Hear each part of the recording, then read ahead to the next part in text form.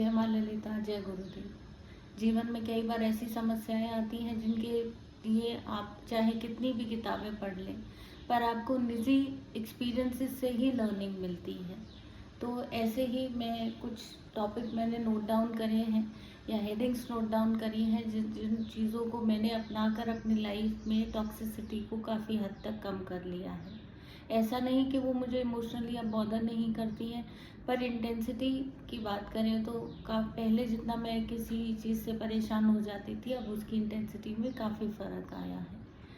तो सबसे पहला, किसी भी टॉक्सिक इंडिविजुअल को अगर आप डील करने के बारे में सोच रहे हैं तो आपको पहले सबसे हर तरह की एक्सपेक्टेशंस को लेट गो करना पड़ेगा।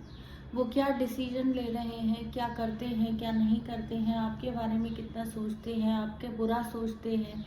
कोई भी सिंसियर इंडिविजुअल गलत डिसीजन पहली बात तो लेते नहीं हैं। अगर लेते हैं तो वो उसकी क्षमा मांगते हैं, क्षमा न मांगे तो वो दोबारा कोशिश करते हैं कि वो ऐसी गलती को रिपीट ना करें। पर कोई इंसान ने अगर ये सोच लिया है कि नहीं, हमें तो गलत ही करना है, हमें गलत ही अपने जीवन में डिसीजन ले रहे हैं, तो आपको उन्हें फ्री छोड़ना पड़ेगा। Set them free. उससे आप अपनी लाइफ को डिटैच कर पाएंगे। हमारे साथ कई रिश्ते ऐसे होते हैं जो जन्म के बाद बनते हैं, जब हम बड़े हो जाते हैं। मैं स्पेसिफिकली उन रिश्तों के बारे में भी बात कर रही हूँ कि जहाँ पर आपको किसी तरह से डराया जाए, आपको फियर में डाला जाए कि अगर आप ऐसे नहीं करोगे, ऐसे बिहेव नहीं करोगे तो हम ये छीन लेंगे, हम वो छीन लेंगे, हम ये कर देंगे। आपको फियरलेस होना पड़ेगा और किसी भी तरह की एक्सपेक्टेशन से दूर रहना पड़ेगा। अपने आप को समझाना पड़ेगा कि मैं अब इस इंडिविजुअल से हर तरह की एक्सपेक्टेशन को लेट गो करती हूँ। दूसरा पॉइंट है कि अपने आप को प्रूव ना करिए। मैं सच में अपना पर्सनल एक्सपीरियंस बता रही हूँ कि मैं पहले बहुत जल्दी परेशान हो जाती थी कि कोई मुझे गलत क्यों समझ रहा है, मैंने किसी का बुरा नहीं किया है, कोई मुझे हद से ज़्यादा गलत बोल रहे हैं या मेरे बारे में गलत बातों को बोले जा रहे हैं।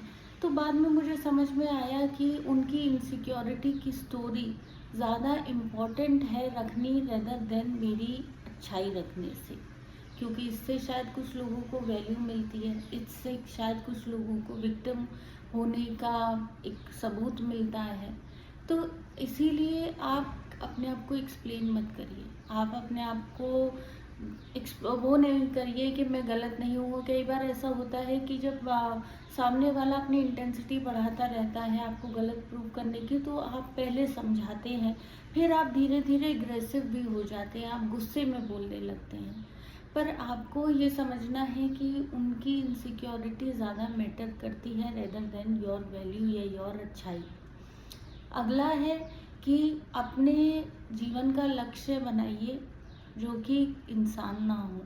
आपका जीवन बहुत मूल्यवान है, आपके जीवन का एक लक्ष्य है, आप कुछ चीज़ों को लेके जन्मी हैं, आपके अंदर कुछ हुनर है, आप बहुत कुछ ऐसा कर सकती हैं जो कि अपने जीवन की वैल्यू को आप बढ़ा सकती हैं। अपने जीवन को गोल दीजिए। एक किताब जिसने मेरी बहुत मदद की उसका नाम है इकिगाई। आपने उस किताब के बारे में ज़रूर सुना होगा, इकिगाई या इकिगाई जर्नल। ये दोनों किताबें आपकी बहुत मदद कर सकती हैं ये समझने में कि हमारी लाइफ में हम ऐसे जो जिन चीज़ों में हम अच्छे हैं उन चीज़ों को हम कैसे कल्टीवेट कर सकते हैं। इस तो अपने आप को एक गोल देना, एक लक्ष्य देना बहुत ज़रूरी है, और ये लक्ष्य लोग नहीं हो सकते। हम फीमेल ज़्यादातर, हमारे अंदर प्रॉब्लम ये होती है कि हम लोगों को अपना लक्ष्य बना लेते हैं। पहले माँ बाप, फिर हो सकता है भाई बहन, फिर पति, उसके बाद बच्चे। ये आपका लक्ष्य नहीं हो सकते। आपका लक्ष्य वो है जो आपके जीवन को वैल्यू दे, जो आपके जीवन में लक्ष्मी का प्रभाव थोड़ा बढ़ाए। ये सब चीज़ें आपके जीवन को एक नई दिशा दे सकती हैं। नेक्स्ट है कि अपना, वही मैं जैसे कह रही हूँ कि अपने जीवन का लक्ष्य निर्धारित करिए। कोई इंसान को अपना लक्ष्य मत बनाइए। दूसरों को खुश करना या लोगों की पीपल प्लीजिंग पे ज़्यादा मत जाइए। आपके जीवन में अपने आप पहला कदम लेना शुरू करिए। ये मत सोचिए कि आगे अगर मैंने कोई काम है वो छोटा है या बड़ा है तो वो आगे कैसे होगा। वो सब पहला स्टेयरकेस पे पहला कदम आपको रखना है, उसके बाद अपने आप डायरेक्शन मिलती जाती है। तो कर्म पे विश्वास रखिए, अपने आप को खुश रखने की कोशिश करिए, अपने स्वास्थ्य पे सबसे ज़्यादा ध्यान दीजिए। आई एम श्योर ये चीज़ें आपकी मम्मी भी आपको बोलती होंगी, आपके आपके कैट जो आपको प्यार करते हैं वो भी बोलते होंगे।